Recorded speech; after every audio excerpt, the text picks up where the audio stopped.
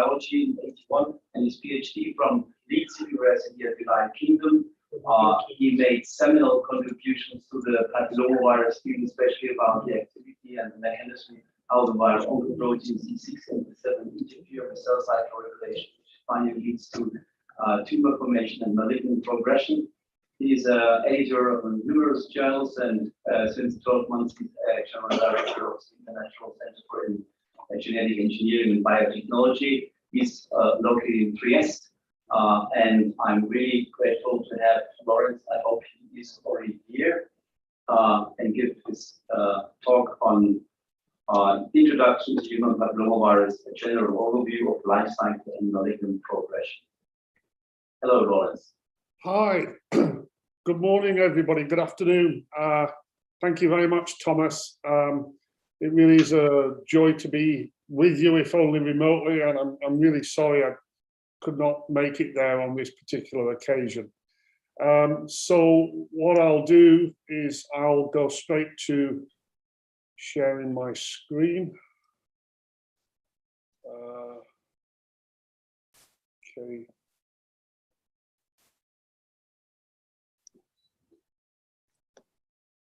Okay, we can see.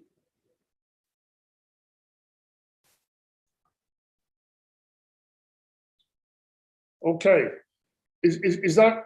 Does everybody hear me? Okay, and is the screen visible? Audio and video is great. Thanks. Okay, perfect. So again, thank you so much indeed for the invitation to take part in this meeting. I think these types of events are incredibly important.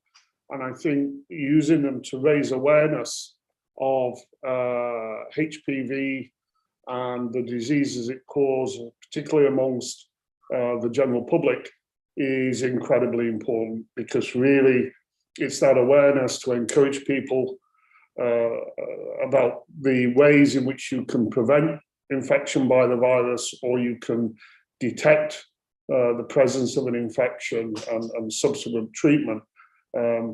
Can really still make a massive impact upon the severity of the disease and how it impacts in different populations around the world. So what I'm going to do today is really give you a basic presentation which tells you something about the papillomavirus life cycle, and then we'll touch on two aspects that my lab's been particularly interested in, which is looking at the steps that the virus has to take to complete entry into the target cell, and also the some aspects related to how we think cancer develops and possible avenues for therapeutic intervention. So, as I'm sure all of you know, viruses are a very important cause of human cancer, and they account for around 12% of the total cancer burden.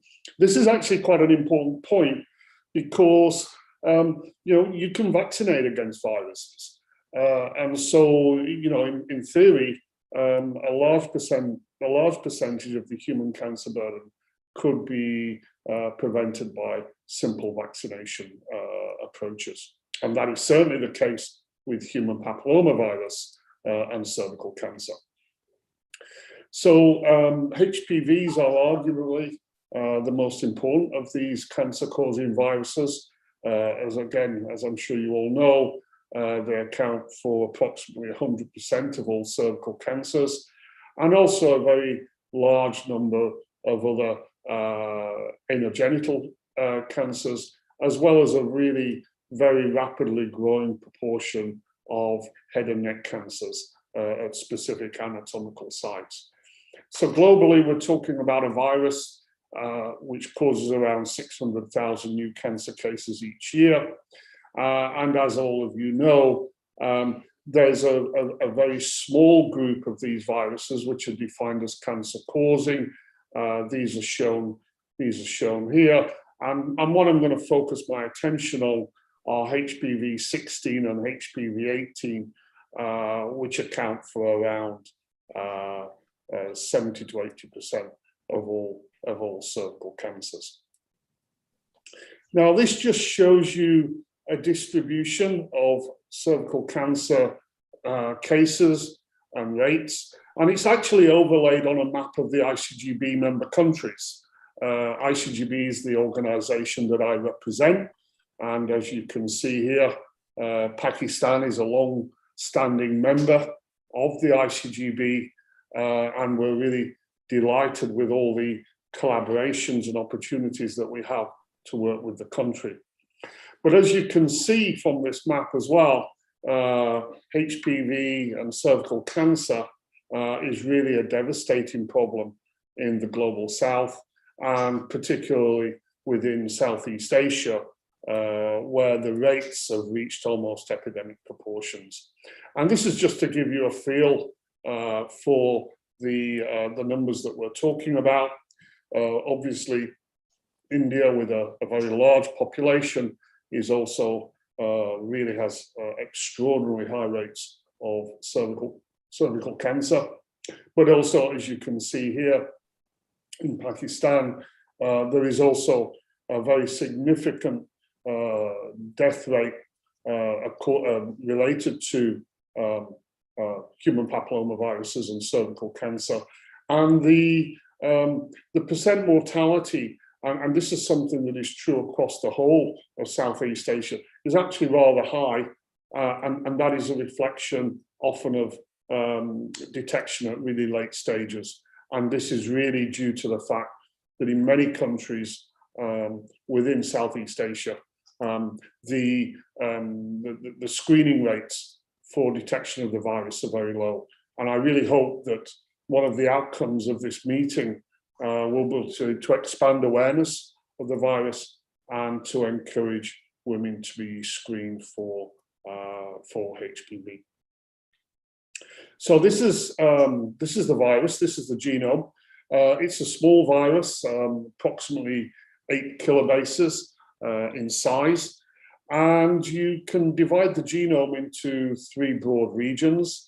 There's the early region, which encodes for proteins which are responsible for creating an environment for replicating the viral DNA. There's the late region, L1 and L2, which are proteins that comprise the viral capsid and package the viral DNA. And then there's a long control region, which it basically contains the viral origin of replication and also controls expression of all the different viral genes.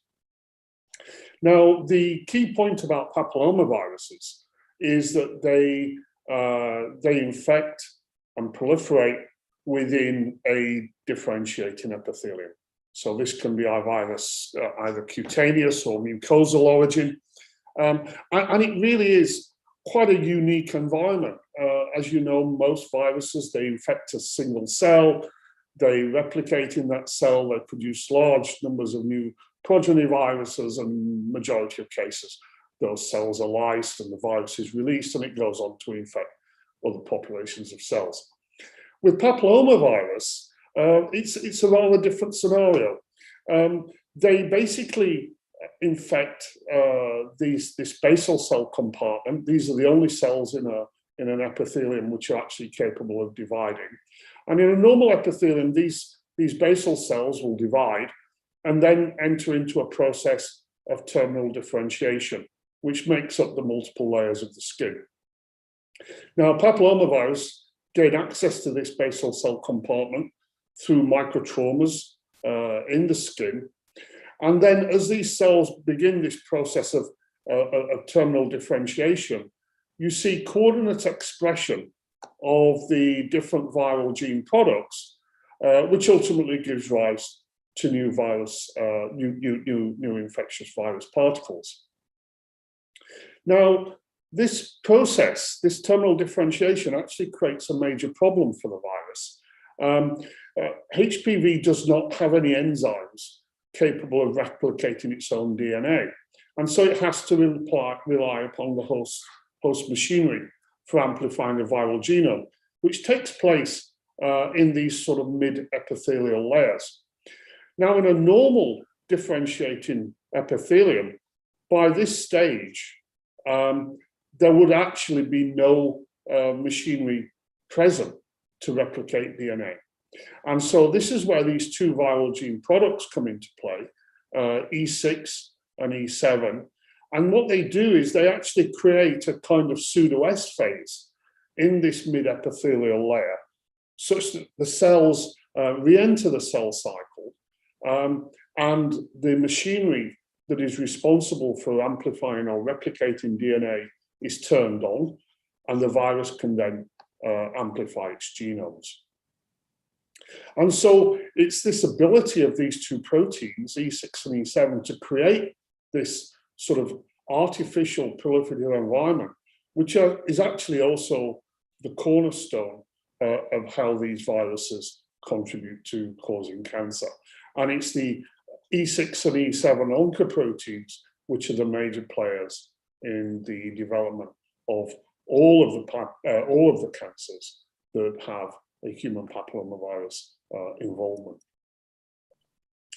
And so this is how it is thought to occur. The life cycle is not thought to occur in a normal situation. You would have infection and then production of new virus particles, which takes place over a 2 to 3 week period, which reflects nicely the time it takes for these cells to go through this process of differentiation. What is also clear, however, in some individuals, these infections are not cleared promptly. You know, a normal papillomavirus infection could probably hang around for a few months, but after that, it would normally be expected to be cleared by the immune system. However, in certain individuals, what we see is a persistent infection whereby we can see evidence of continued papillomavirus replication and proliferation lasting for several years. And this is actually the single biggest risk factor for ultimate development of cervical cancer. Now, this can take place over many years, as we know, but as this progression to malignancy develops, what is absolutely clear is that we have an uncontrolled high-level expression of the E6 and E7 oncoproteins, which drives the development of the tumor. I should stress at this stage that the normal life cycle is shown here on the left. This is what the virus wants to achieve. When you get to the situation on the right, it is a complete dead end for papillomavirus, and it really should be considered as an unfortunate mistake of the infection. And the reason for that is, if we look here at the viral genome, when you get to late stage cancer, you often also get, or high-grade lesions, you often get virus integration into the host genome. And that integration results in a large loss of virus coding capacity, and you just have retention of these two viral oncoproteins, E6 and E7. So it really is a mistake as far as the virus is concerned for progression to the development of a cancer. So what do these lesions look like? These are a couple of slides that were very kindly provided by John Dorbar and Heather Griffin, who's now working at University of Cambridge. And what it shows you here is a cervix, which is shown here. And on this cervix, you can see two lesions, one of which is slightly pronounced, the other one is really barely visible. And what these are both lesions that contain Hpv16 DNA, so it's within the same cervix, but two lesions of slightly different appearance. And this first lesion here is a low-grade cervical lesion. It's a lesion in which Hpv16 is doing what it wants to do, and that is to produce more infectious virus particles. And you can get a feel for this when you look at, if you make a cross-section through this lesion, and you stain with two markers. In red, we're staining cells that are replicating DNA, and in green, we're staining for cells that are producing late virus gene products or new infectious virus particles. And when you're looking in the uninfected part of the epithelium, obviously there's no late gene products being produced because there's no virus there. And the only cells that are dividing are in this basal cell compartment, which is exactly what we'd expect to see. However, when you go into the infected part of the epithelium, in this region here, you can see that there's a massive expansion in the numbers of cells that are replicating DNA. And this is a direct consequence of the activity of E6 and E7 to create an environment which is favorable for amplifying the viral genomes. And then here in the upper layers, you see these late gene products that are being produced, which means that the virus is being produced, more virus particles will be released from this particular lesion. And so this would be a low-grade lesion classified as a SYN1, in which HPV is doing what it would normally want to do.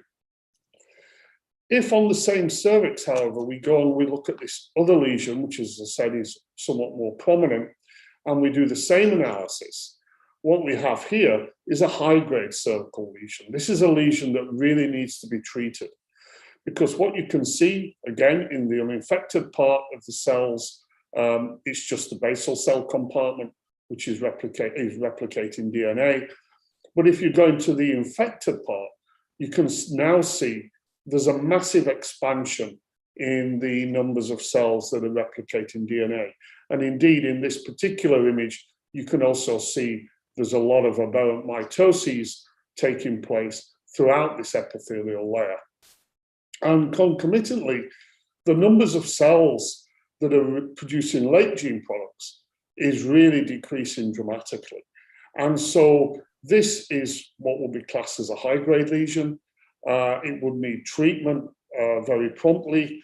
And if it was left completely untouched, this could easily develop into a full-blown invasive cervical cancer.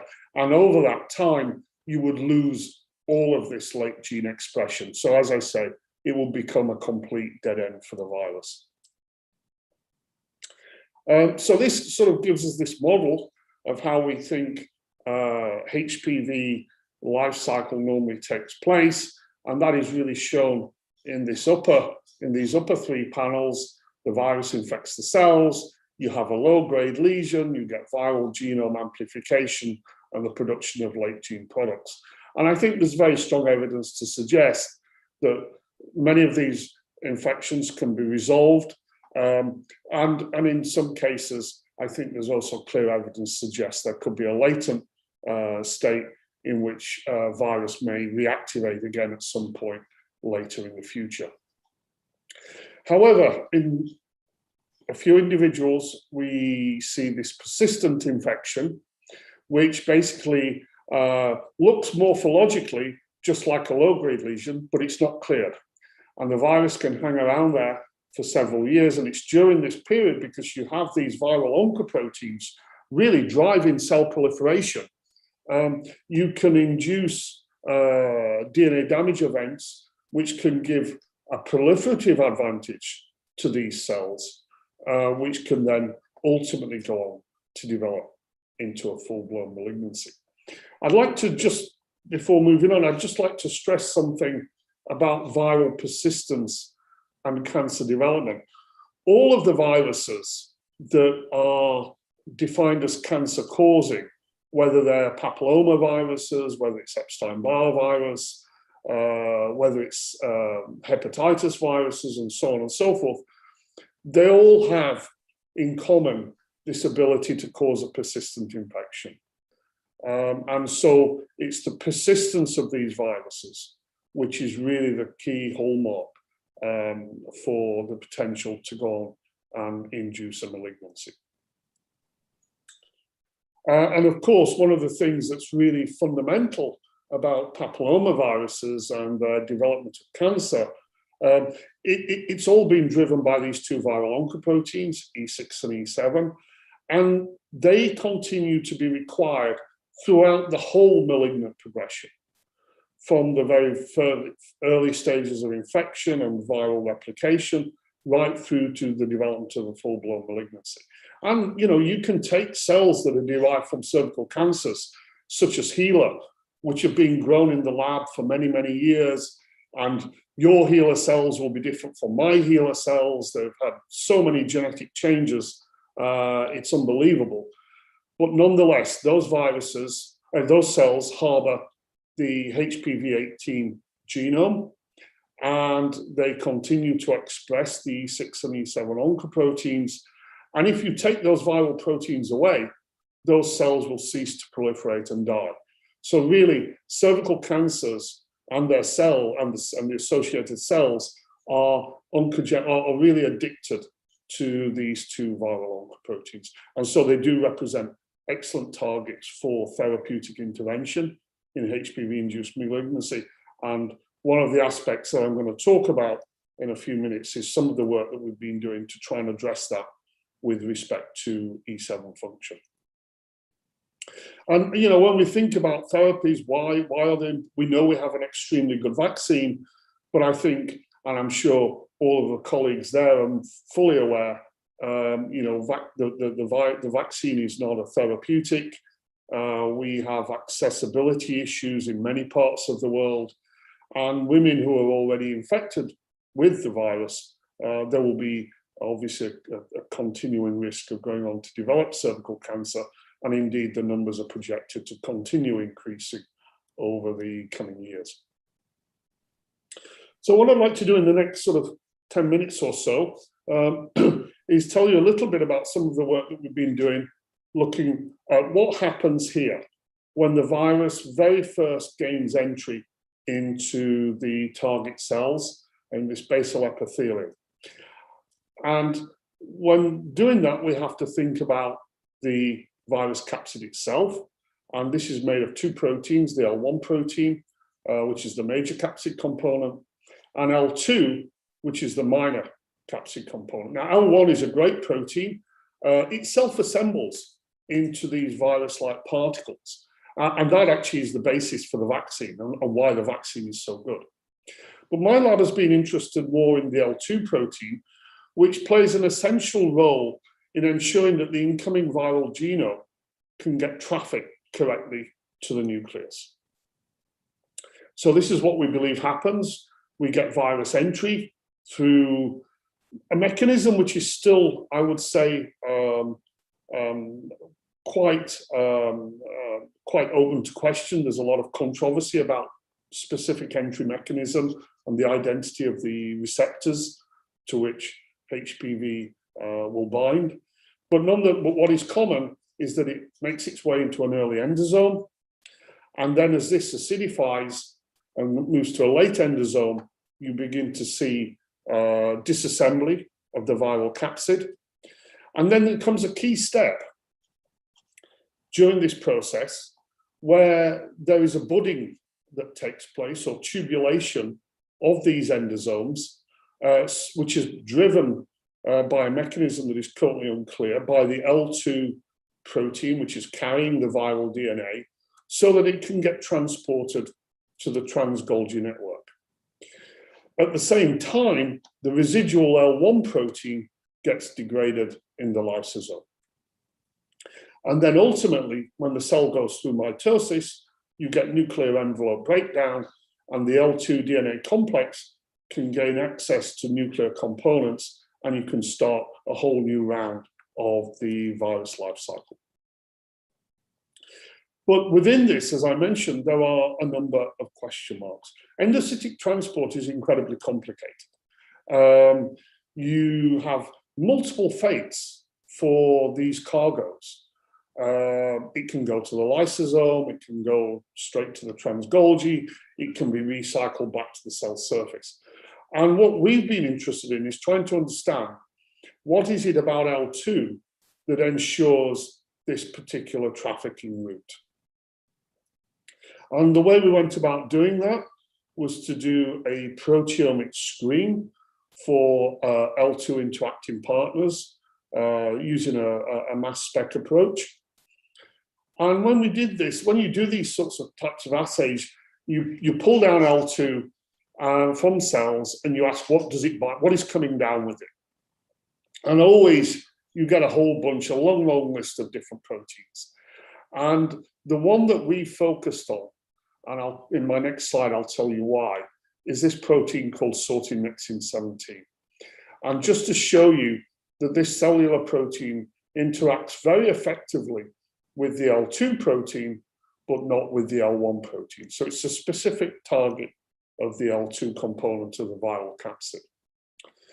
Now, the reason we thought this was a great candidate is that this protein is normally involved in cargo transport regulation. It lives in early and recycling endosomes, and the proteins that it interacts with, it ensures that they're recycled correctly within the cell. And if these interactions are blocked, all of these proteins will get degraded in the lysosome.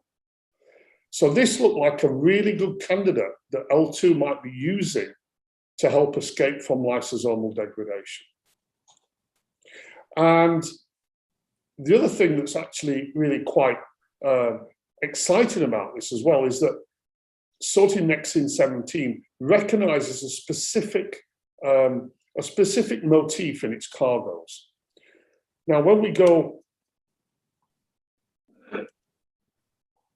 hello? Okay, when we go and look in the L2 protein, we see that motif is present, which is great. And when we make a mutation in that motif, you see that the interaction with sorting nexin 17 is lost. So it would look like L2 is a classic cargo of this endocytic sorting machinery. Does this have any consequence for virus infection? So what we do here is to use pseudovariant technology, where basically we can take L1 and L2 and transfect them into 293 cells, together with a reporter construct. In this case, it's a luciferase. And the cool thing about this system is that L1 and L2, they get overexpressed, and they actually form pseudoviruses. They come together and form a virus-like part or pseudovariant. And in that process, they package this reporter construct. So this is really, this then makes it very easy. We can purify these viruses. And what you have at the end is a virus which is containing this reporter. And this is what they look like. These viruses look just like a papillomavirus you would isolate from a lesion. And so you can use these to infect cells and measure luciferase activity, which is shown here. And what is even nicer, you can then do knockdown of sorting nexin 17 using an siRNA. And when you do that, you see a dramatic reduction in the ability of these cells, in the ability of this virus to infect these cells. The other really nice thing about this system is that you can also make a point mutation in the L2 protein, such that it can no longer interact with this endocytic cargo sorting machinery. And when you do that, again, you see a dramatic decrease in the ability of the virus to infect these cells. What is the fate of these viruses? Well, if you look in cells where the sorting nexin 17 has been stably reablated, you see that all of the virus is going to the lysosomal compartment. So what I've shown here is that during this infection process, the L2 DNA complex recruits this cargo sorting machinery during the process of endosomal tubulation. And it's this association which is essential for allowing the L2 DNA to escape from L1 and avoid lysosomal degradation and make its way to the trans-Golgi network. And so that summarizes what I've just said in these last few slides. I now wanted to then just move on and say a little bit about some of the work that we've been doing at this point of the HPV pathology.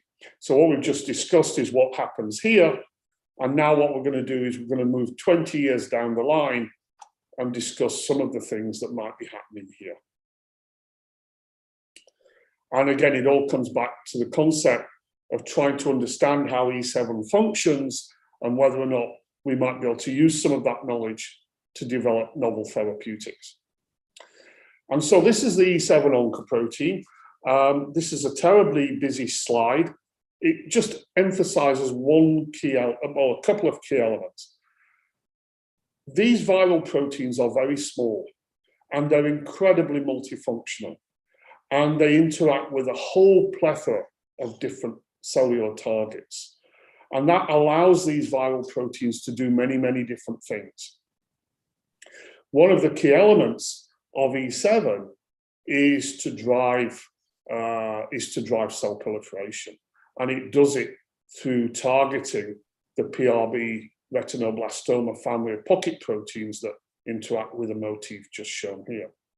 But what my lab has been interested in is this phosphoacceptor site, which is found just upstream of the PRB interaction motif, and which is these serines which are phosphorylated by casein kinase 2.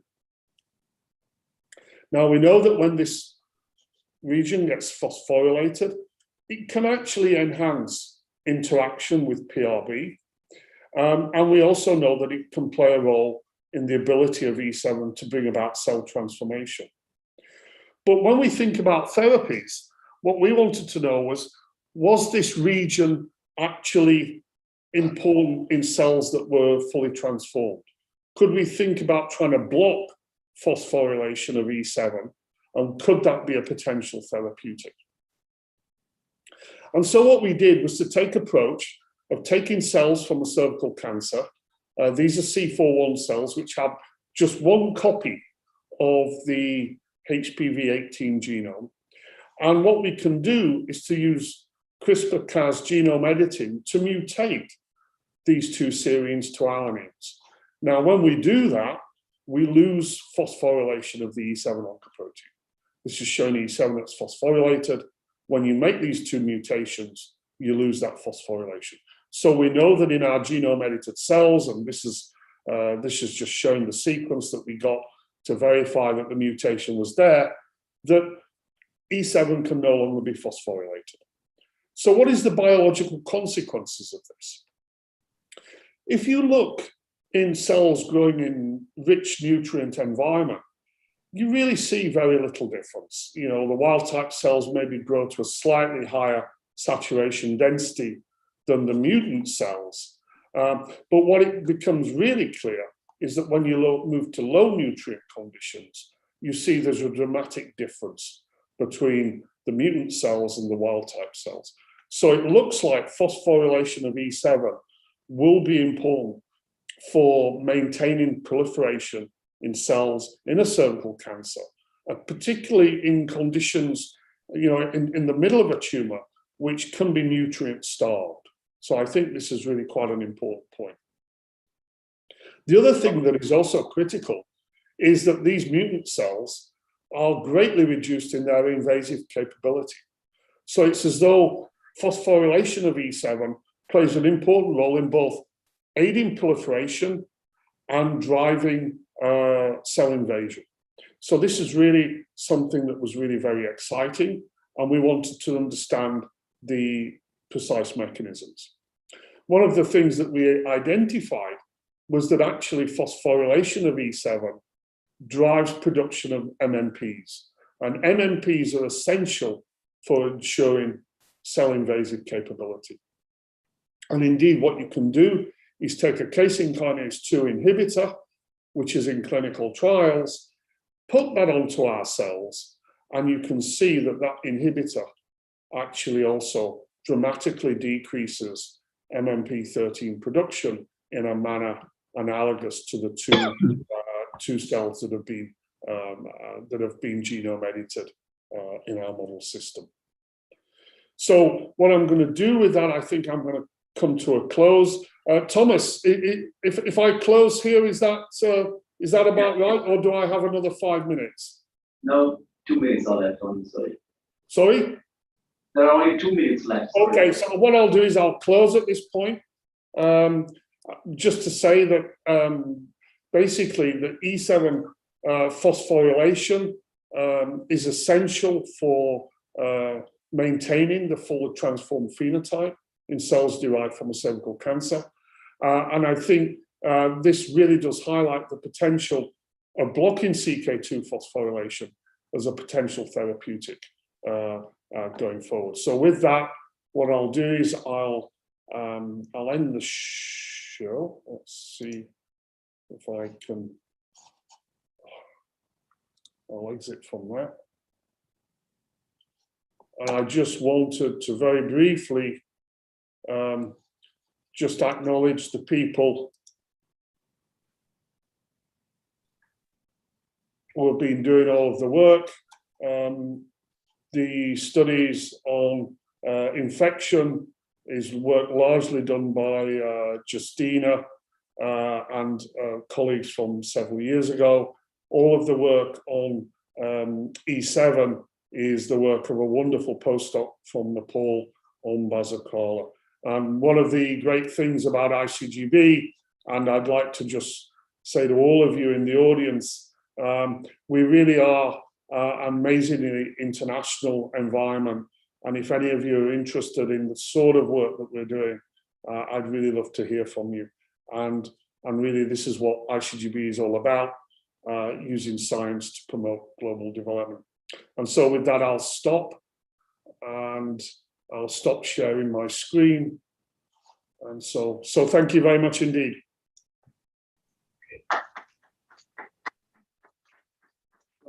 Thank you very much for this excellent talk. Are there any questions in the auditorium? Maybe I start. You talked about the safe casein kinase 2 inhibitor, which is already in clinical trials. I mean, are you planning to go into clinical trials with that? Okay, so what we're doing at the moment actually is we have several kinases that we've identified that are phosphorylating E7 and also E6.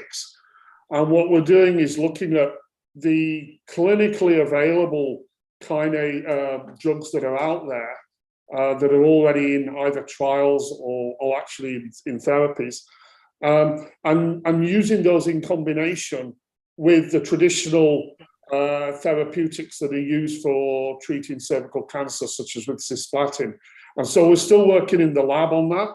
And the idea is to see if we can identify combination therapies that make the cells much more susceptible. And then at that point, we would obviously need to start working with some of our clinical colleagues to see if we can design some clinical trial approaches. Thank you. Are there any further questions from the auditorium? All time is progress, then I can't see one. Thank you very much, Lawrence, and we come now to the next talk. Thank you. Thank you. Thank you very much.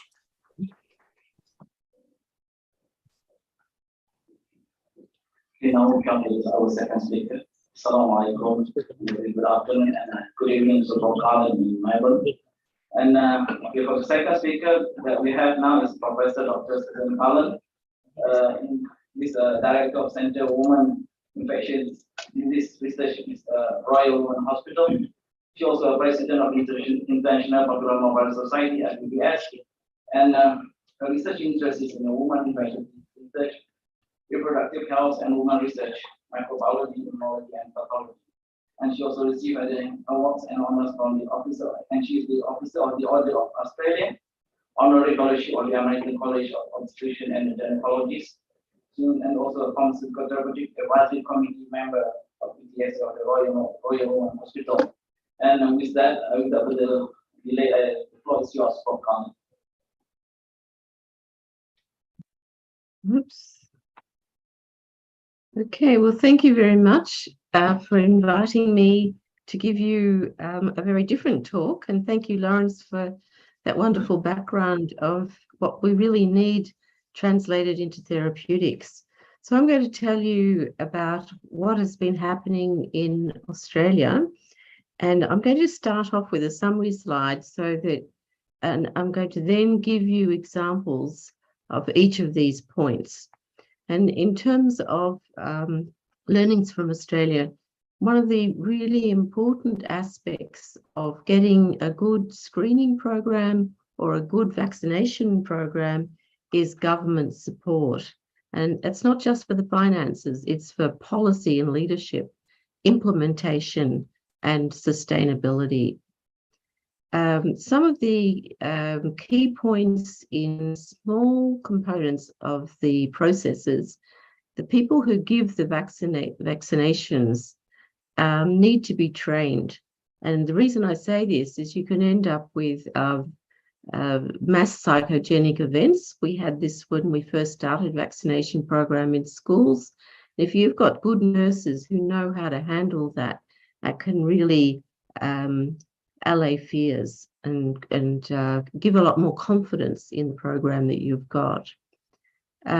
Education, appropriate messaging, and this is really at all levels, not just to clinicians, but to parents, to adolescents that are going to receive the vaccines. And in some countries, such as my own, virtually a half of the people in Australia are multicultural. They've been born out of Australia or have a parent that was born out of Australia. So, you know, actually targeting the appropriate people with the appropriate language is important. Education of health workers, I've mentioned. Adverse event systems, and I really can't underscore this enough. You need a good system so that if you start a program, you have an action plan already agreed to should there be any problems. And I say that because in some countries, for example, colleagues in Japan had a mass event through media that actually put the vaccine program off the table for something like 8 years. So my advice is, if you're starting a program, have an adverse event program. And we had one just by chance for all vaccines, started just as we were introducing HPV vaccines in the early 2007s. And this is an independent group with pediatricians, public health doctors, and they were able to see people with potential adverse events and say whether it was related to the vaccine or not. That made a big difference. Delivery systems also make a difference, whether you have a school-based system or a clinic-based. And in Australia, we elected to have a school-based system, and I'll show you the details of this. But this led to high coverage in young girls and boys, and therefore equity. Surveillance, I can't underscore enough either. You need good surveillance, and I must say in Australia we initially didn't have that, but it came to the party very quickly. And for example, we have a national cancer screening register and a national immunisation program, and therefore by data linkages, we can give outcomes on SIN3, genital warts, respiratory papillomatosis, and HPV infection. And I'll show you data for this. But this is just what worked for us in Australia, and not, you know, one size fits all. Different things work for different groups. Now, as you know, the WHO had a call to action to eliminate cervical cancer as a public health issue. And this means making cervix cancer a rare disease, less than 4 cases per 100,000. And really how we do this is to really have 90% vaccinated young girls by 2030. 70% of women have at least 2 screening tests of high precision, and 90% of women with lesions be treated. So this is a big challenge, and I'm going to really focus on this component, this pillar today. And in a sense, why did WHO suggest we go down the path of trying to eliminate cervical cancer? Well, largely because we have the tools to interrupt natural transmission. We have vaccines that can be given to young girls before they would normally become infected. And if this is done with high coverage, it can work. Cervical screening needs to have high sensitive assays, and treatment needs to be available fast and appropriate, largely to downgrade disease staging. Now, I'd just like to remind everyone the principles of infectious diseases. If you have HPV infection, then a proportion of people will get disease, and that is preceded by chronic or persistent infection, just as you heard from the previous speaker. And a proportion of these, if not treated, will lead to neoplasia. And what we're trying to do here is interrupt with vaccination to reduce, if you like, the whole pool of HPV infection is reduced. And if you reduce the infection, well, of course, you're going to reduce the disease. I think it was mentioned in the inauguration, we need to tackle this as interrupting transmission risk. And we really must articulate what is happening here with this infection and to destigmatize HPV. It's a very common infection, which most people will end up with at some stage. And as I'm talking about my own country and thinking about Pakistan, I thought I'd do a few comparisons in terms of population. You will have almost 10-fold greater population than we do in Australia. Cervical cancer, I've put in blue the Australian figures in terms of what number of cancer of women. It's 14. It's third for women in Pakistan. And if you look at mortalities and the number of girls 15 or older at risk of developing cancer, you've got huge numbers here as a challenge to prevent this disease. I can tell you that we've had cervical screening in Australia for a long period of time. It used to be using cytology, 18 to 69-year-olds every 2 years, and you can see the compliance with this was only around 65% for 2 yearly, 88% 5 yearly. Now, in Pakistan, I believe it's a very small proportion, only around 2.3% who are screened. So there's a big job to do. And that's why we're having this meeting. Now, this is what I can show you from my own country, from surveillance with, once we had an organized program with PAP screening, you can see that incidence and mortality in the boulder line reduced, but then it plateaued. And this is really because you're using a pretty low sensitive assay. Now, what have we done in Australia since then?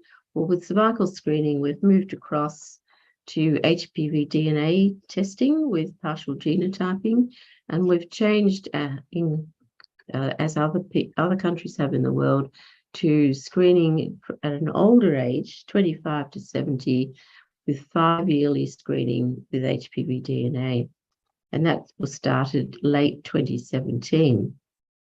We also started a school-based vaccination program in 2007.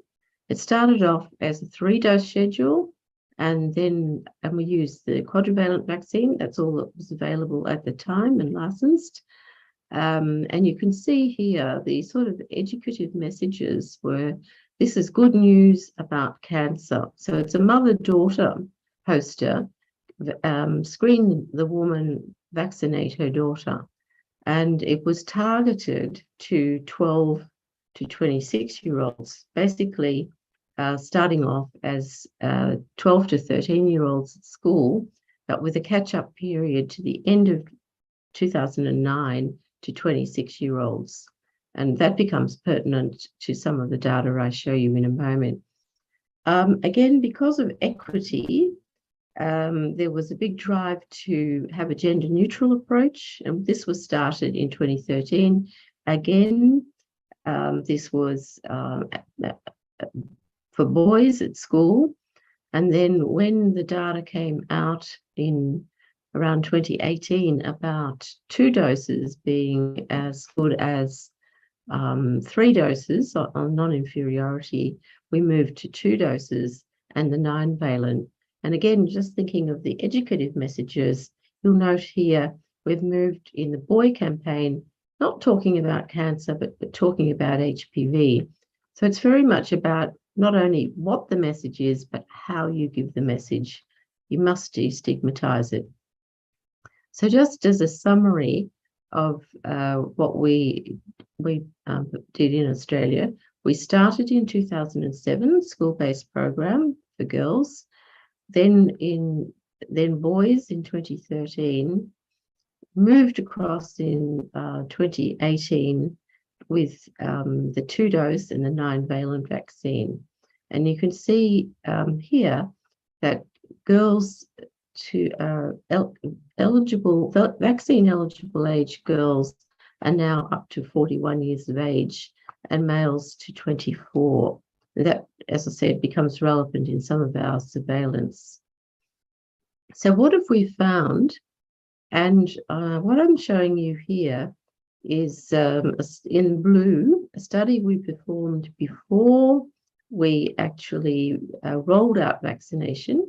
We didn't believe the government would really support HPV vaccine, so we wanted to see what was the burden of infection in the general population of women fronting up for cervical screening. And you can see here, so this was done basically on the specimen collected for pap cytology, and looked for genoprevalence. A lot of HPV there, a lot of high-risk HPVs, and the 6, 11, 16, 18, so the ones in the quadrivalent vaccine that were covered, 15% of young women up to 35 years of age carried 6, 11, 16, 18. And you can see in the burgundy colour in 2015, so 9 years after starting the program, a big drop in the carriage. And this is all because you've got neutralizing antibodies formed by the vaccine that you saw so beautifully in Lawrence's presentation. And the antibodies are specific to the particular genotype that you're targeting. And you can see we went from 15% carriage to 1.5%. Again, if we looked at age stratification and look at the younger girls, the 18 to 24-year-olds, there was a much greater reduction than in older women. And that's just a reflection of how much prevalent infection is within each of the populations. So the younger you start, so in other words, vaccinate before they become infected, preferably. Now, when we looked in this same population and compared unvaccinated with the pre-vaccination period up here, you'll see that there's even an effect here. So this is really an effect of herd protection. In other words, going back to that diagram, you reduce the infectious pool in the community, you get less infection, less disease. Although if those unvaccinated go outside of the herd, they're going to be susceptible to infection. So we don't really encourage getting vaccinated, not being vaccinated on that basis. What we also found, and this is all related to the national female program, in young men or young boys who are having sexual relationships with young women of vaccine eligible age, a reduction in the 6, 11, 16, 18, as you can see here, also a reflection of herd protection. Next in line from infection, think about disease. And of those of you in the audience who are clinicians, you'll know that The incubation period for genital warts caused by 6 and 11 is very short. It's a matter of weeks to months. And what we found here in sexual health clinics where people were going along to be treated for genital warts, and I did a lot of these in my day, you can see from the time of vaccination a really sharp decline in those under 21 of 92%. And again, in the slightly older group, but in those that were older, not vaccine eligible age, no effect. So there was a big reduction in genital warts, and not only in the females, but just as we saw with infection reduction, disease reduction. And this is in males from the female program. And it happened very quickly. Now, you've just heard that for high-grade cervical lesions, it takes many more years and peaks around the late 20s to 30s. And what we found here, and this is a study looking at histologically confirmed cervical abnormalities, decline in those under 20, 65%, in those 20 to 24, 40%, and even those under 29 when this was published back in 2015-16. So this was up to 2014. Remember, we started the program in 2007. We also looked at this rare entity called Juvenile Onset Recurrent Respiratory Papillomatosis. And really by a rather complex surveillance system of ENT surgeons and pediatricians, we're able to show that RRP dropped significantly over time. And this was really a reflection of the catch-up program where women were being vaccinated up to 26 and then having their babies and not passing on genotypes 611. So again, a very nasty disease, difficult to treat, significant morbidity, and yet another spin-off from vaccination. Another important aspect of vaccination, because you're in a school-based program, it's all kids being lined up with parental consent.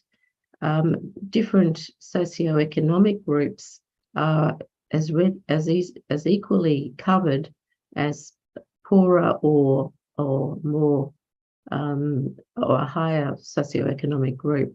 And this is in a study that was looked at in contrast to PAP screening, where the lower socioeconomic group are not as well covered. So vaccination certainly brings about equity. We then looked at another study because we moved across to genotyping for cervical screening. Again, just as I showed you in that earlier graph, genoprevalence is higher in the younger group, then falls off and plateaus. But when we looked at 16 and 18, it was flat and only at around 2%. Remember, it was about 15% for 6, 11, 16, 18 in the pre-vaccination era. So we're certainly having an effect on reduction in infection. Now, considering surveillance in general and thinking of the WHO call to action, a group of us through a funded study called the Centre of Research Excellence in Cervical Cancer Control has looked at various indicators, that those that are in italics are those that the WHO specifically indicated, and then the justifications on the right side here. I won't go through all of this, but clearly things such as cervical cancer incidence, mortality, high-grade lesions, infection. Vaccine coverage is important because it underpins the outcomes for all these things. Colposcopy attendance, screening attendance. We have got the first year's data from this. And if we look at cervical cancer incidence, and in the solid line, you can see the rate at which WHO wants us to get to.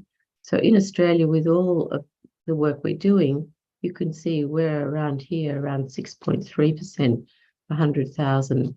But you can see in our Indigenous population, a real disparity, manyfold higher cervix cancer incidence and certainly mortality. If you look at the socioeconomic groups, here again, the poorer and also those in more remote areas are more susceptible to. If we look at high-grade cervical lesions, and this is data over the age groups of 2024 and so on, and you can see here that from 2013 up until 2018, there's been marked drops in these age groups. And as the vaccine eligible age group age through, we expect to see more. Prevalence of oncogenic HPV infection, as I showed you from the other data from screening, it's low. It's around 2%. So we've really had a big impact there. If we look at coverage of vaccine, and here from 2016 to 2019, I can show you this is non-Indigenous females, this is Indigenous females, the males, male counterparts. You can see in general, though, that the coverage is increasing over time, and it's just over 80%. So we're not at the 90% that WHO has asked us to target for. More recent data, if we break this down into girls, and we look at not only Indigenous status, but socioeconomic remoteness and states and territories, you can see a little bit of movement in each, but in general, over 80%, which is not bad. And this is boys. Boys trail behind just a little bit, around 77% coverage. If we look at modelling, this is Karen Canfield's group. If you look at vaccination, so this is within a non-valent vaccine and screening with HPV DNA, it's predicted that we'll get to elimination definition around 2028, and really time will tell whether that happens, and to less than one case per 100,000, not in my lifetime. So I think I can summarize the global experience with HPV vaccines. They're very safe and they're well tolerated. There's now over 500 million doses been administered.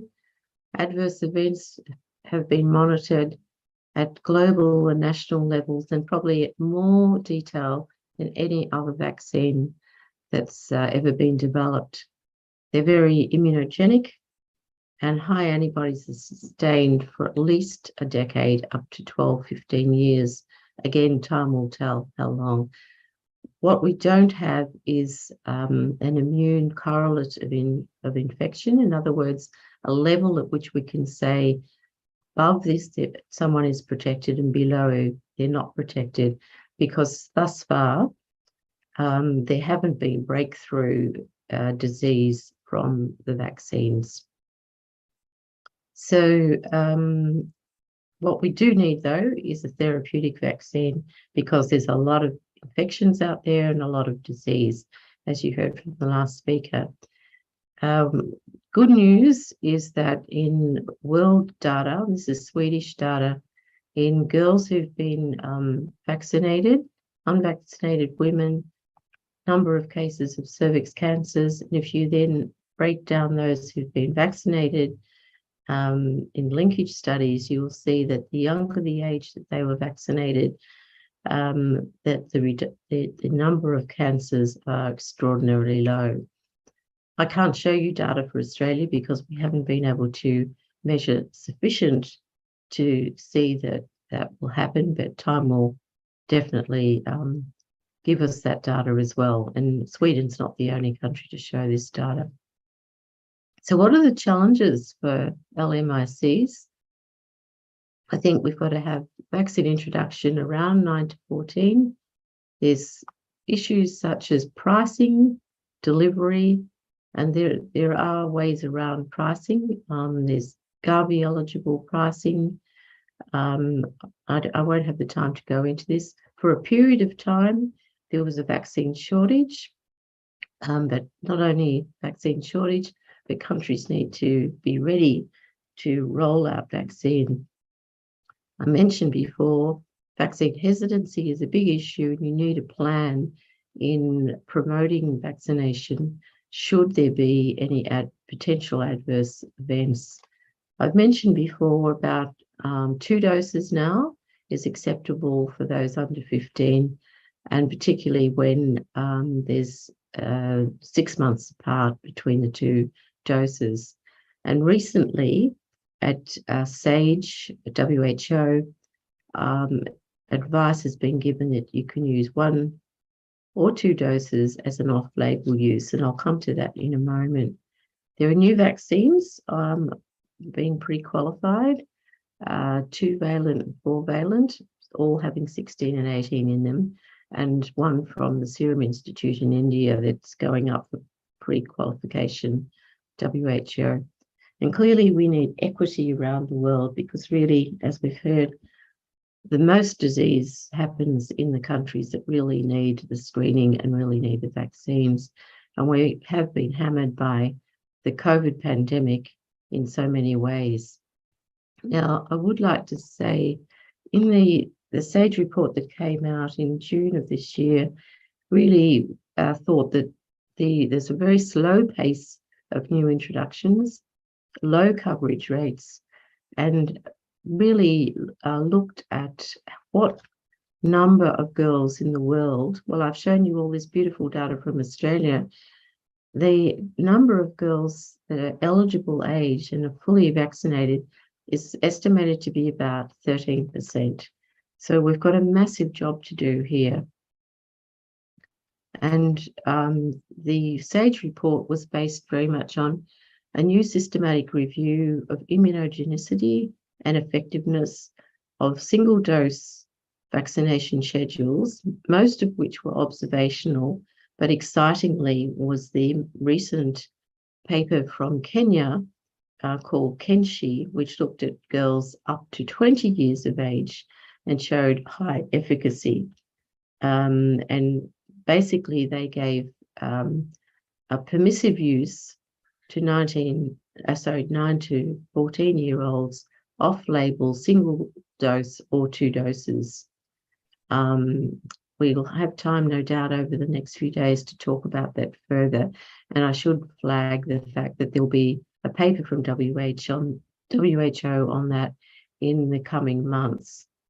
And so and now, based on really this data, this systematic review and the KENSHI data, making it a much more flexible public health program, one can use 1 dose or 2 doses 6 months apart for those up to 20 years of age. That was the agreement of the SAGE report. So that's food for thought as well. And I think my time's probably running out. So what I can say is that the elimination goals are feasible, as we do have the tools. We have a strategy in the 3 pillars. What we need, though, to achieve that is government support, government leadership, infrastructure to deliver. We need a lot of effort go into education and communication. And I mean that not just medical, but to the lay public. Women need to know about these vaccines. We need good surveillance to measure that the government has put their money into a good plan. And I've mentioned these things before. We need key opinion leaders who can give the messages. We have, there have been lots of challenges with the COVID pandemic. But this has translated into a lay literacy around vaccines, screening, molecular technology, and everyone now knows about rapid antigen tests, molecular testing. So, and in fact, a lot of people trained or platforms put into laboratories can then be moved across and used in HPV testing and screening. So I think I have shown you that vaccine impact and effectiveness is very much underpinned by high vaccine coverage of the target population, and target population really needs to be prior to sexual debut, so around the 9 to 14-year-olds. Delivery systems need to be considered in countries adopting vaccination.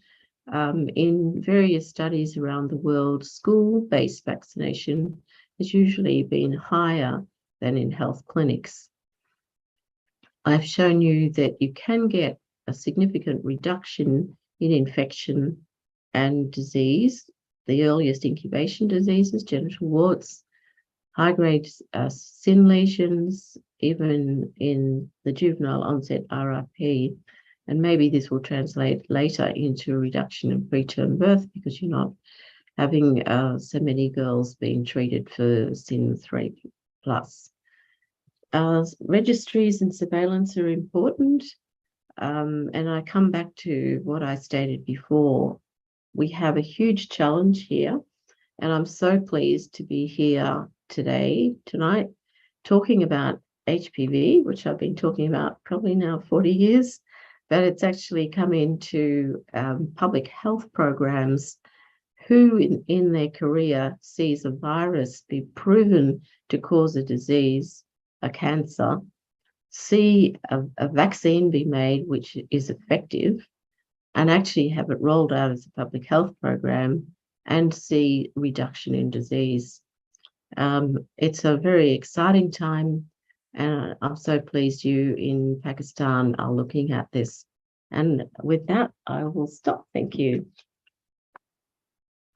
I better stop sharing. Thank you, Dr. Carmen. We have a time for one or two questions on the floor. There's one question. First of all, thank you so much for your time. My question is that, unfortunately, if a woman is affected with HPV, but this is an early stage, and what precaution you recommend she must have in the early stage after affected with HPV? Are there any symptoms of the early stages?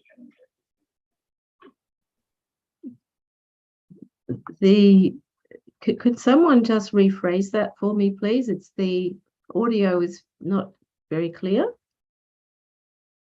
My question is that, unfortunately, if a woman is affected with HPV, but this is an early stage, and what precaution you recommend she must have in the early stage after affected with HPV? Are there any symptoms of an early stage? Again, can the chair help me out, please? It's very fuzzy. Sue, do you hear me? Sue? Yes. The question is about, are there any symptoms at the early stage of infection where you can actually drop in this treatment or vaccination? Oh, when with the natural infection of HPV, most of it is asymptomatic. So people don't know that they've got it. I mean, with types 16 and 18, 6 and 11 can certainly cause genital warts, and they are very frequent. And condyloma acuminata is what is seen. But most of the 16, 18 actually goes undetected and asymptomatic. I hope that answers your question.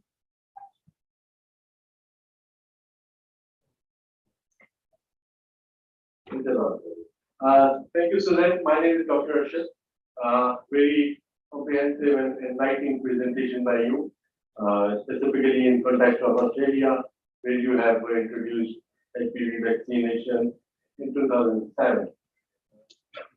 In Pakistan, we are actually planning to introduce vaccination in our through our routine immunization system, and we are struggling for that. We are struggling with Gali, and we are struggling with our own ministry and government to introduce Hpv vaccination in the country. But your experience was very good, and we have learned a lot from your experience. Just one or two small questions from you. That are you using the single dose vaccinations? And then it is a single dose vaccination, I guess it's available, and you are using that. Number two is that you said that you are doing 60% of vaccination through schools. We have learned here in Pakistan that outreach for our outreach vaccination, most of the time cold chain is compromised. So how do you maintain that cold chain while you are doing school vaccination? So most of the questions were answered, but we can enlighten further on these issues. Again, I'm having trouble with the audio, but I believe you're saying it's school-based. I mean, our school-based system, we've done that in Australia for many other adolescent vaccines as well.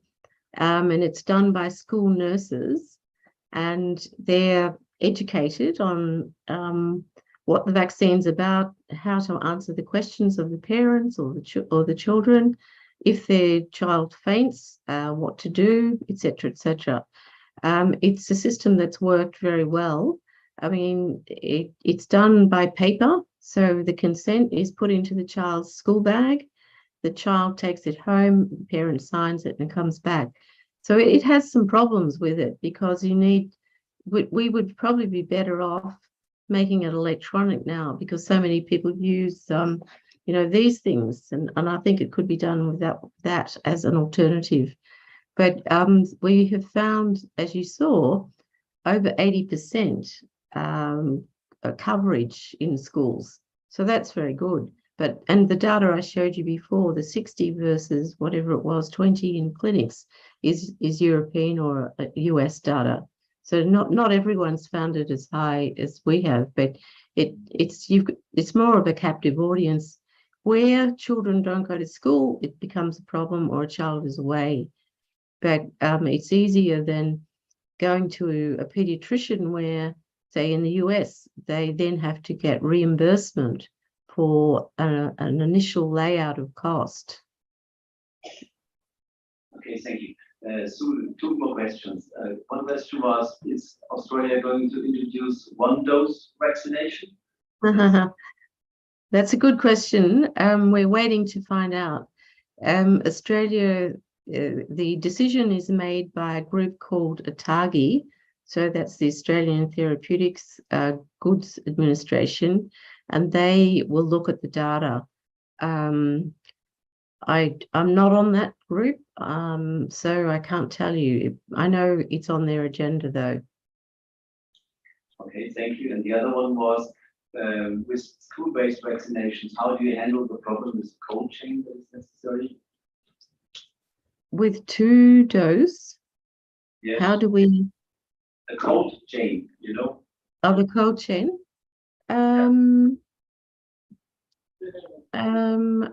It's well organized. We don't really have a problem with that.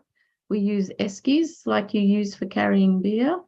So the vaccines go in, with temperature logging. And yes, in Australia we have some very high temperatures at times, but so it is vital that that's done appropriately, because as you know, if vaccines are frozen or reach high temperatures, they may not be as effective. But it's important to log that and plan that well. Agree. All right. We have thank you, Colin, and we have your session to Colin as usual. Pleasure. I look forward to what Pakistan does. We are planning to introduce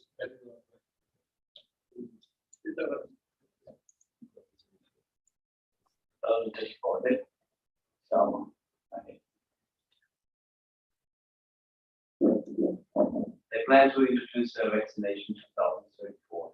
24. 24.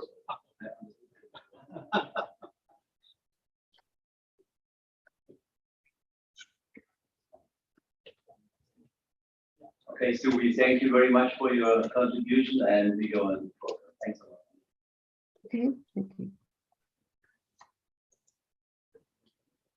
The last talk of the session is actually a pre-recorded one, and the speaker is Silvia San Jose.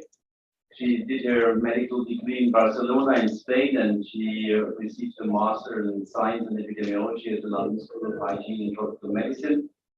And then she worked in a number of different institutions. First in Barcelona, she joined the IARC Institute, the International Agency for Research on Cancer of the WHO, and she has a very rich expertise in epidemiology and joint cancer epidemiology programs, not only at the Catalan Institute of Oncology, but then also she worked at PAS as a previous director of Women Cancer Program. She's a senior advisory consultant at the National Cancer Institute of the US. And she was also the president of the International Papillomatosis Society before Sugal and became. So, could you please start the presentation? And we try, if you have any questions, to answer them for you.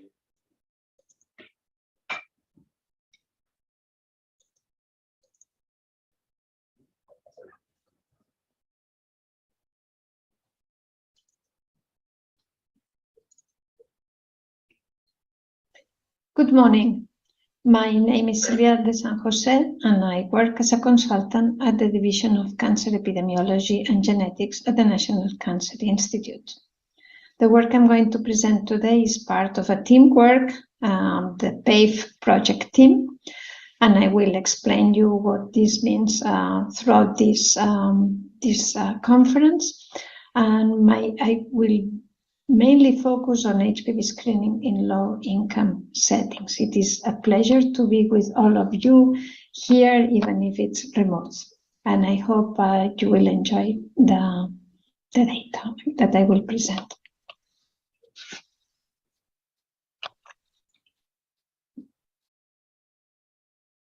I have no conflict of interest to declare.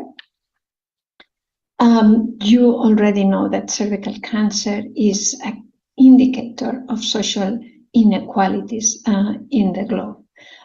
We know that high incidence rates are observed in sub-Saharan Africa, in some countries in Latin America, some areas in the Asian and Pacific region.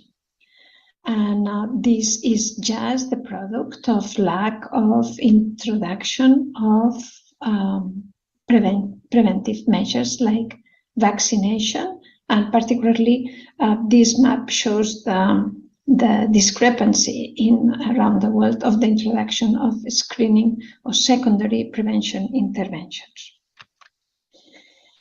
Worldwide, the incidence of cervical cancer contributes to over 500,000 of cases every year. The majority of the cases are observed in Asia. 55% are the estimates of GloboCan occur in Asia. So in absolute terms, the Asian region is critical if we want to really reduce the burden of disease in the world. However, when we go, and I showed you before the high levels of cervical cancer in sub-Saharan Africa, so at the individual level, the women living in Africa show to have the highest lifetime risk of developing cervical cancer, and this is due not only to lack of screening, but as well with presence of the infection with HIV. So there are a lot of women in many countries with a high prevalence of living with HIV infection. In this graphic, we can see this discrepancy in introducing screening as a preventive measure for cervical cancer. The graphic is divided in 4, and we divide the countries by the the income level, the high income countries, the first one, upper middle income countries, second one, lower middle income countries, third one, and low income countries. In darkest color, we represent by age group the women that are estimated that have never been screened during their lifetime. And you can see ages go from 0 to 100. And you can see that in high-income countries, the percentage of women of this dark color, it's minimal compared to what we observe in low and middle-income countries. And see the volume of women that live in each age group is very, very impressive in low and middle income countries, because here we are seeing a lot of the Asian region, while sub-Saharan Africa mainly falls in this last column. And you can see that although the incidence, the individual incidence is very high, in terms of absolute numbers is going to be less relevant. And you can see that the women that have ever been screened is in this pink color, is you can see is very thin. Here what we have in the high income countries, the majority have had at least one screen in the last 5 years, and similarly we observe this blue section in the upper middle income countries, while in lower and low income the screening in 5 years is almost not visible. So it's a very still, this represents that we have a lot of work still to do, and in lower middle income countries this represents a big burden. Screening for cervical cancer in low resource settings requires really to introduce cost-effective interventions. In many high-income countries, sometimes we do too many things, many tests that do not necessarily fall into what would be a cost-effective intervention. But we cannot accept in countries where there are so few women that have been ever screened, that if we introduce a new strategy, that this strategy is not cost-effective. So we have to target precancerous lesions when lesions are amenable to successful treatment. So it's important that we try to go early as possible at the moment in which the woman is more likely to have a precancerous lesion that can be removed easily. It's important to talk about the age range in which interventions can be successful. If we go and we are too optimistic and we go to a wide range of age, we may encounter a lot of cancers that we will not be able to treat. We have to introduce tests that have a high negative predictive value when a woman is said to be negative, that there is a lag time that will allow this woman to still remain secure that no disease is going to be developing there. We have to value always the harms that we are doing. There is always harms associated to any introduction of any strategy in asymptomatic people. So we have to find that our approaches are acceptable to the community and to the providers, that our population acquires enough information so that we do not generate too much unnecessary anxiety when we give a result that's positive. And we have to guarantee that people with a positive test have a good follow-up. And after all, we need to have accountability. We need to always try to measure and see what are we doing. WHO has proposed two strategies to screen. One is a screen and treat approach, and this aims basically to try not to lose women in the process. So try to do this in one day. So recommends to test for HPV. If the woman is positive, just go straight to ablation or LEDs, whether there is indications for one or the other, and then a follow-up at 1 year. The other strategy introduces the step of triage, screen, triage, and treat approach. And the woman that is HPV positive will have an additional step. And the triage that WHO proposes includes so far either genotype information, VIA, visual inspection with acetic acid, cytology, colposcopy, dual staining. If any of these tests are considered to be positive, then I'll go for ablation or LEDs, and again follow up at 1 year after the treatment. It's clear that for many low-resource settings, the possibilities of this triage really are potentially either genotype or VIA. Cytology in many countries is not an acceptable triage because there is not enough infrastructure. WHO proposes that by 2030 we have to screen 70% of all women, and 90% of all screen positive should receive adequate treatment. So these are very, very ambitious targets. The three main approaches that are being used in the world are HPV, cytology, VIA, and as you can see, there is the strip lines. It means that there is a transition from cytology to HPV, and you can see in sub-Saharan Africa, where we remember that is the very high risk of having cervical cancer. The majority is in pink, is VIA is what is being used. In India, although screening is still in a very early phases, it's proposed to use a VIA. Indonesia, Papua New Guinea have been using VIA.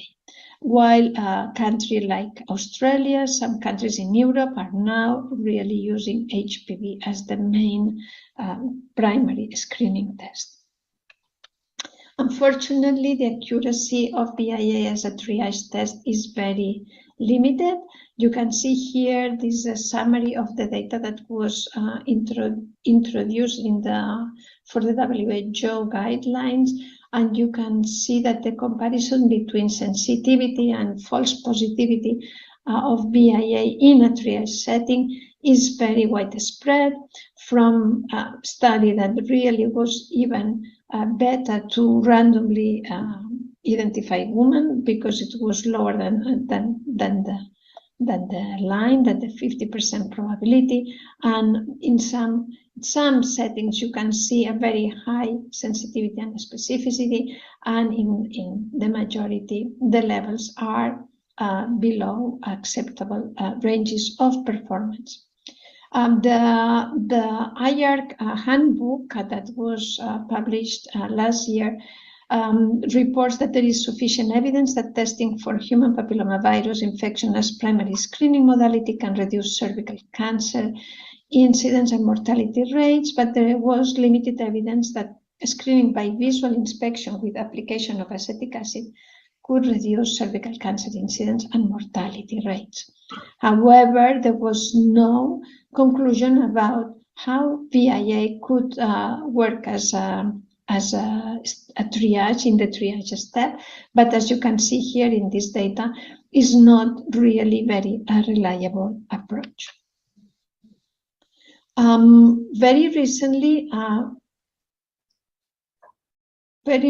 we have published a group that we have seen that the accuracy of interpreting one colposcopy cervical image compared to what would be VIA against histology by 10 expert reviews provided extremely poor sensitivity to identify CIN2+. So here is like could we use an image that to identify which woman should require a treatment for a high-grade disease, and what we show is that that was a very poor outcome.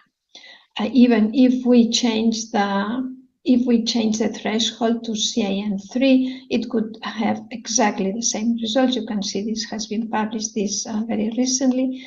And when we said, okay, maybe one image is not enough, let's have a video, a colposcopy video, what would happen? Exactly the same results were identified. So how could we increase the benefits of screening? We know that we need to try to get to the WHO targets because countries have signed for that. So in order to reach high coverage, what we need is to try to use self-sampling is a good way to reach many women. It's important, and we believe that we can use the information on HPV DNA tests that provide with the information of individual 13 types, because these types have been shown to have a different capacity to induce disease. We can use unaided visualization of a screen positive, but I have just shown you that this is very poor. But if we could introduce new technology like reading the images through artificial intelligence, we could probably increase accuracy. In terms of treatment, we know that using thermal ablation will provide a sustainable approach. And it's clearly important and relevant in many settings that we need to increase the capacity to perform LEAP when this is indicated as at least 20% of the screen triage positive will not be acceptable for thermal ablation and will require a much more aggressive approach like LEAP. Cell sampling is clearly acceptable in many countries. We did, as an example, we did work in Central America with over 300,000 women were screened, and self-collection sample was reached by 66% in Guatemala, 70% in Honduras, 95% in Nicaragua. Was really acceptable in the community, and the providers, women were happy to talk about it and to share experiences between them. It's important to understand that it's not only self-sampling. What is important is that after we have the test, we have to give back these results to women. So in terms of screening, the best thing is that we work on the critical steps from normal HPV infection, precancer, and cancer. What we really want is to work on that blue box where precancer is. And in terms of age patterns, what we see is that the peak of precancer is around the age 30 to 40 is where really we can do a lot of good interventions, while invasive cervical cancer will peak a bit later. Here I think I have this show where the cervical cancer, this is data from Globocan that was compiled by Armin and colleagues, and you can see that the peak of cervical cancer in Africa is late in life, is 60, 50 years, but it increases dramatically after age 35. In the other countries, the peak are a bit around the menopause, but still, ideally, the pre-neoplastic lesions should go before we detect the invasive cervical cancer. So this is important to understand that we try to aim to earlier than the increase in the population of invasive cervical cancer. So to stop the natural process from precancer to cancer. So these 4 stages are clearly shown here, and we really want to enter in this area in which there is a transforming infection, that is, the regression rates are much lower than compared to when there is acute infection, where many of the infections will solve by themselves spontaneously. We want to be here when there is this increase probability to move towards invasive cervical cancer. I talk about the type information. HPV 16 is probably one of the most aggressive human carcinogens, and you can see that here from the HPV Information Center, we can see the prevalence of the most important types, and you can see that HPV 16 is the first bar. It's always the most prevalent of the oncogenic types, and it increases its prevalence when we advance into the cervical cancer disease process. In what we have observed as well, that genotyping can be really very important in the risk, in the probability to develop disease. And we know that HPV 16 here in red line is the most aggressive after women were follow-up for 9 years in the US. This was followed by HPV 18.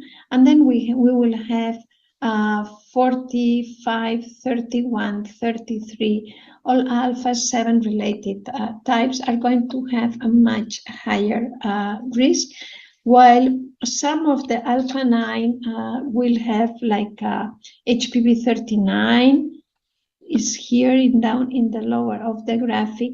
39, 51, 56, 59, and 68 will have a much lower progression rate, and so could be considered, although are considered to be carcinogenic, that they will have a much lower potential of progression.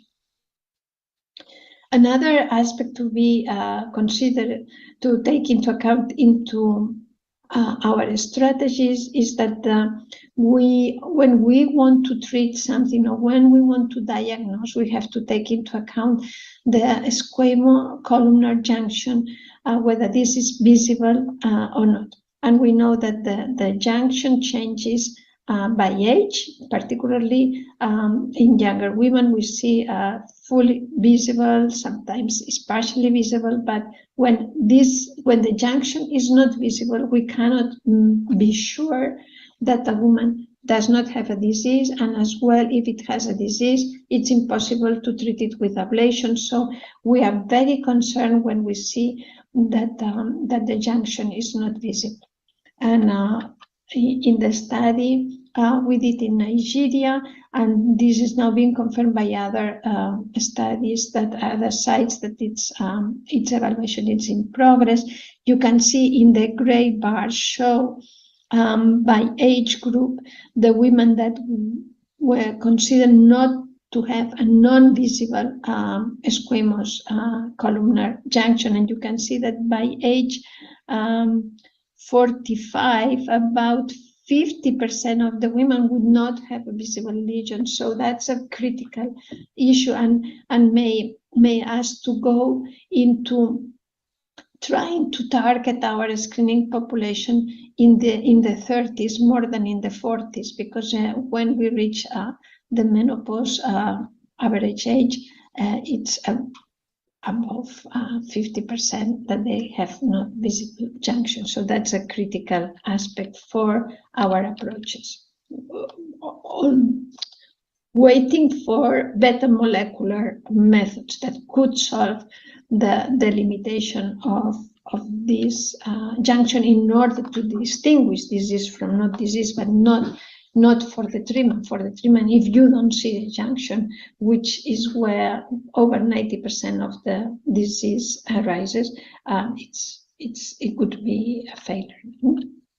So, taking all these considerations into account, we have developed the PAVE strategy. PAVE comes from P, human papillomavirus, and AVE from automated visual evaluation. And this strategy aims to accelerate cervical cancer control worldwide, with particular focus in low resource settings. And it brings the best available knowledge on the natural history of cervical cancer and its early detection of precancer, based on risk levels through the detection of oncogenic human papillomavirus types. It introduces novel technology assets through artificial intelligence validated models of cervical image evaluation. Provides a highly accurate, low-cost, sustainable approach to screen to reach target women at risk, and provides a realistic strategy to move towards cervical cancer elimination and mortality reduction. To validate this strategy, we have now launched an international collaborative consortia that will involve approximately 100,000 women from resource-limited settings. Each participant site will include about 10,000 women from the general population in the age range of 30 to 49, and if is in HIV, would be 25 to 49, in a given catchment area and with or without HIV. We will perform HPV DNA using vaginal samples, self-collected or provider collected. And if the woman is positive, we will have genotype information. Then we will perform the visualization, we'll have a score, and then all the women will have an histological assessment of any lesion. If positive, they will be managed according to local guidelines. If the woman is HPV negative, this woman will be sent home. More or less, in a more graphical and detailed way, that's the structure of the study. Eligible women, they will have informed consent, self-sampling, HPV test. We'll have the information based on 4 channels: HPV 16, 1645, other alpha 9, and then other high risk. And then if the person has any of these channels, we will have an image. This image will be read by the artificial intelligence. We will have a score, and we will take of any woman that has any changes a biopsy, and this biopsy will tell us whether we have to do aggressive treatment or whether the woman can be managed with ablation if it's eligible. In some settings, we will ask to store some of the leftover specimens, so as that in the near future we can work on a better typing, a more extensive typing on methylation assays or in the detection of differences in the microbiome.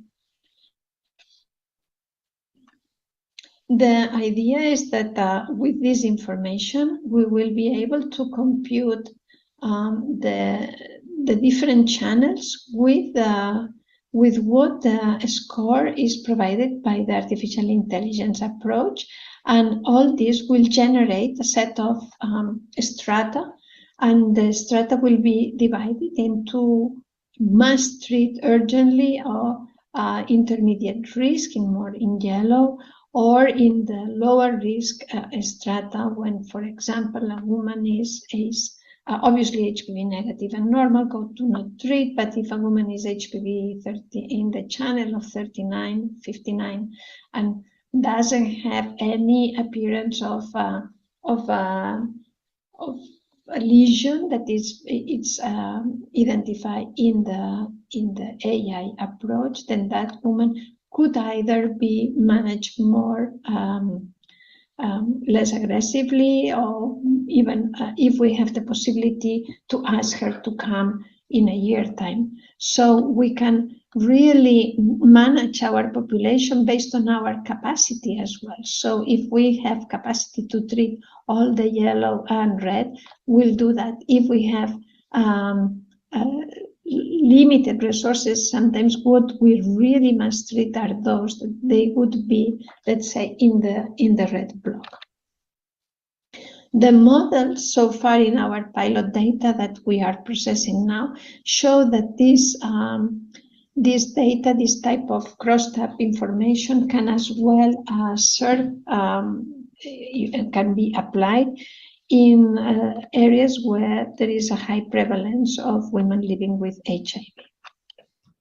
In the whole process of this strategy, we think we are including several components of innovation.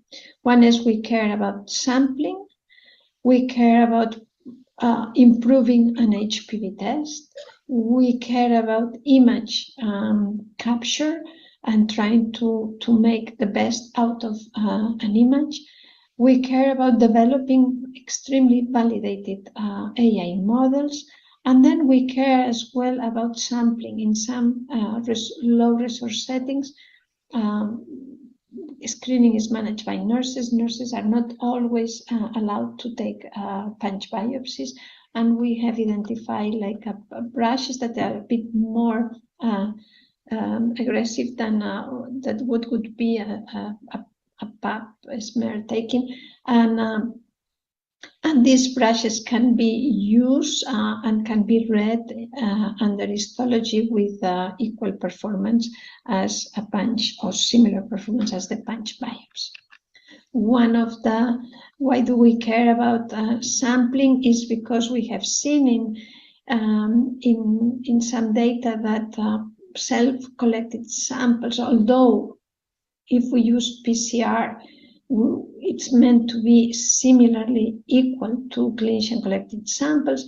We have some evidence that that could have a slightly lower sensitivity, and this is data from Federica Torrisi and colleagues from Holland, and we want to make sure that that if we could improve the capturing of the viral load in the sampling approach, try to make sure that that we could reach a similar sensitivity as the clinician collected samples, particularly in places where a woman will probably be only screened once or twice in their lifetime.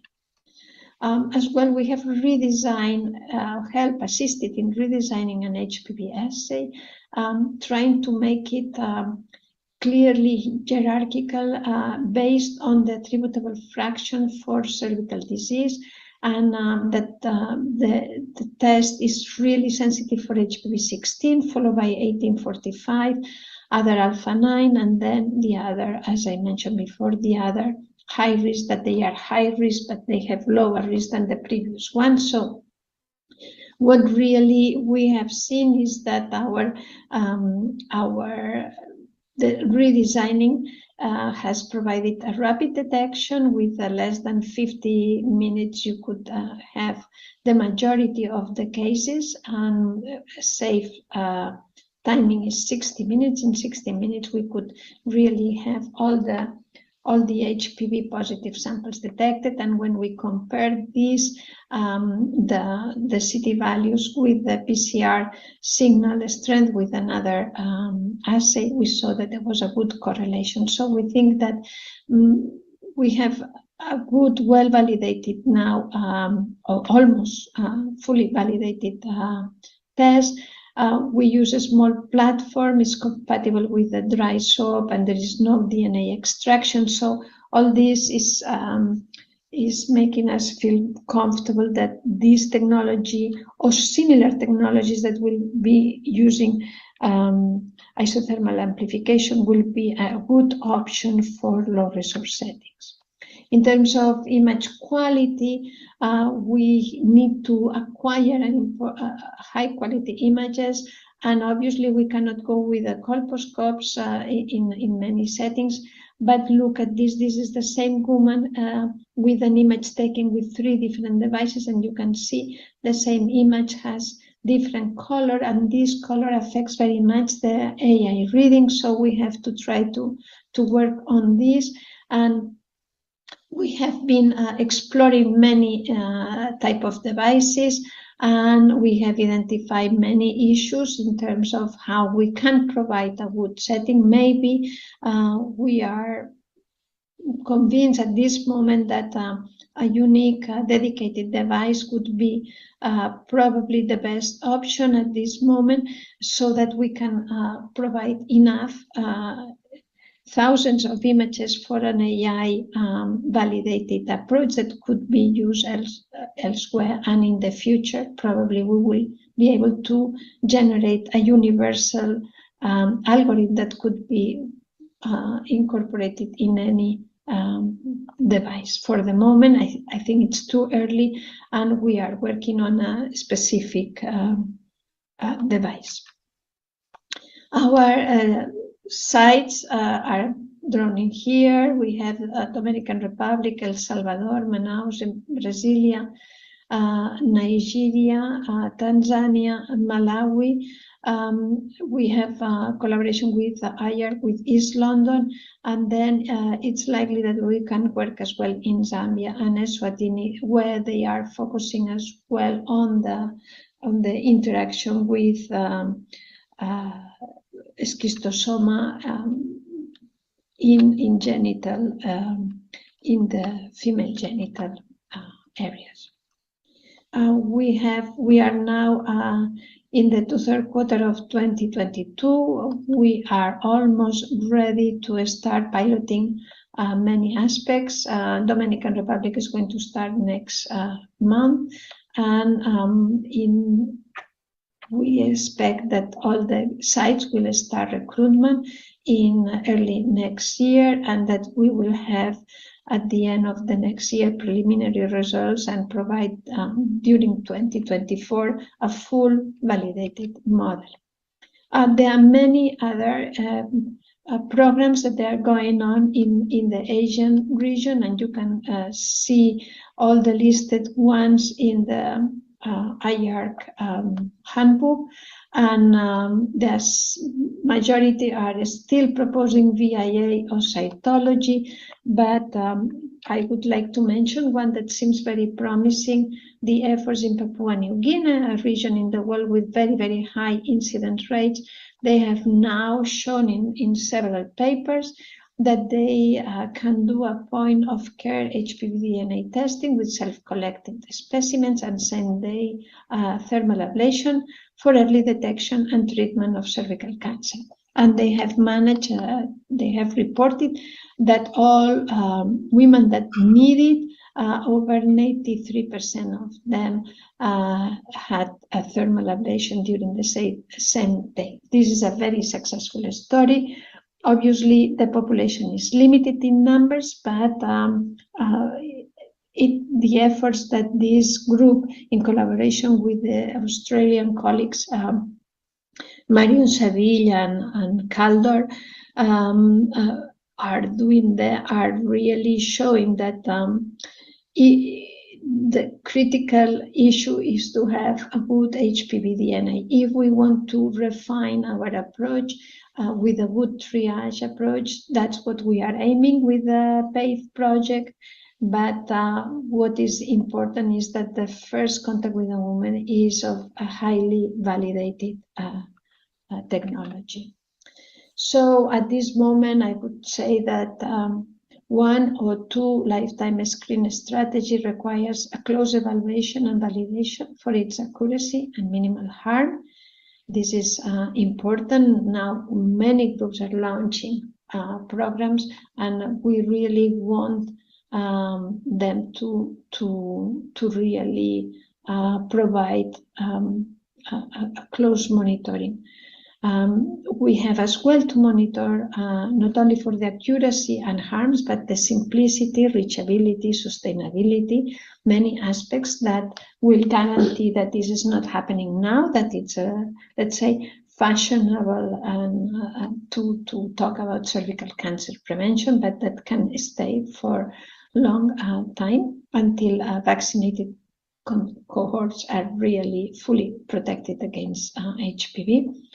And just remember that if approaches to screening are of poor accuracy, screening is going to be a failure.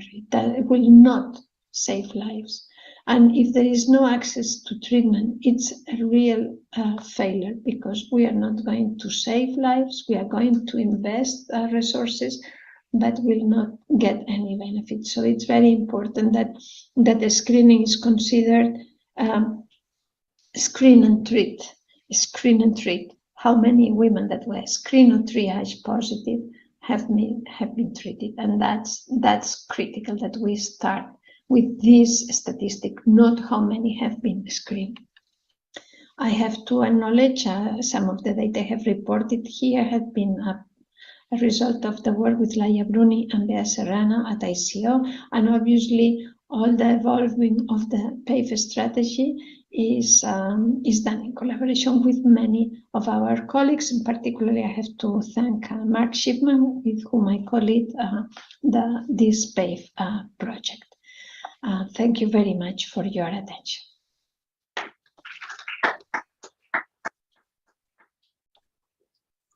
So we thank Sylvia for this nice talk. This is a pre-recorded one. You have to ask questions. You have to ask and try to answer. Are there any questions from the audience?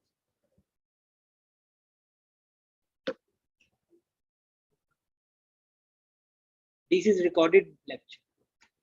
Sorry? This is recorded lecture, not online. No, not online.